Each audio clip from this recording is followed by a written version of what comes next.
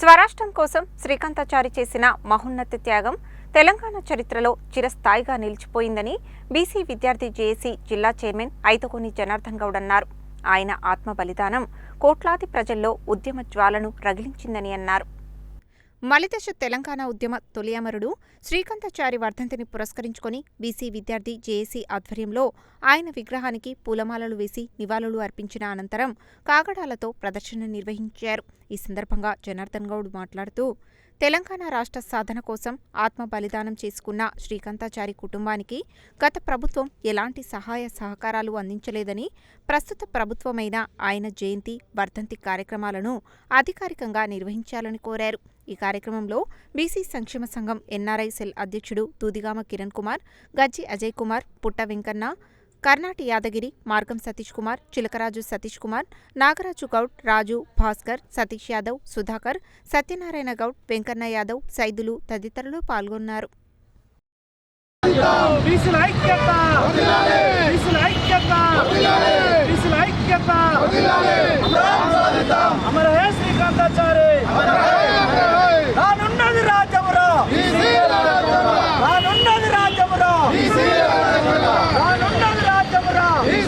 శ్రీకాంతాచారి 16వ వర్ధంతి కాగడాల ప్రదర్శన ఘనమైన నివాళులు అర్పించడం జరిగింది జేఏసీ పక్షాన. అలానే తొలి అమరుడు శ్రీకాంతాచారి ఆశయాల కోసము మనందరం బీసీలు ఐక్యంగా పోరాడి వారి యొక్క కృషి వల్లనే తెలంగాణ ఏర్పడ్డది. అందులో భాగంగానే మనందరము బీసీలు ఐక్యతగా ఉండి 42% చట్టసభలు కలిగించేంత వరకు పోరాటం చేయాలని నల్గొండ చైర్మన్గా కోరుతున్నాను. తెలంగాణ మలిదశ పోరాట బిడ్డ, నా బీసీ బిడ్డ. తెలంగాణ పోరాటంలో మలిదశ ఉద్యమంలో తొలి అమరుడు నా బీసీ బిడ్డ అయినటువంటి శ్రీకాంతాచారికి 16వ వర్ధంతి సందర్భంగా బీసీ సమాజం అలాగే ఎన్ఆర్ఐ బీసీ సమాజం పట్ల వారికి ఘన నివాళులు అర్పించడం జరిగింది.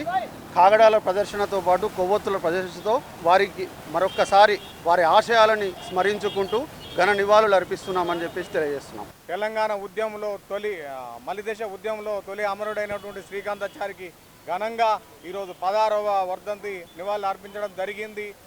శ్రీకాంతాచారి ఆశయాలకు అనుగుణంగా మేము ముందుకు పోతున్నాము. తెలంగాణలో మనకు 42% రిజర్వేషన్ అని కామారెడ్డిలో డిక్లరేషన్ చేసిండ్రు. ఆ డిక్లరేషన్ ప్రకారం ఆ రోజు ఆయన తెలంగాణ కోసం పోరాటం చేసిండు. ఈరోజు మేము తెలంగాణ శ్రీకాంతాచారి ఆశయాలకు అనుగుణంగా తెలంగాణ బీసీ ఉద్యమం కోసం మేము పోరాటం చేయబోతున్నాం. కాంగ్రెస్ పార్టీ ఏదైతే ఇచ్చిందో 42%, ఆ 42% రిజర్వేషన్ వచ్చేంత వరకు కూడా మేము పోరాటం చేస్తామని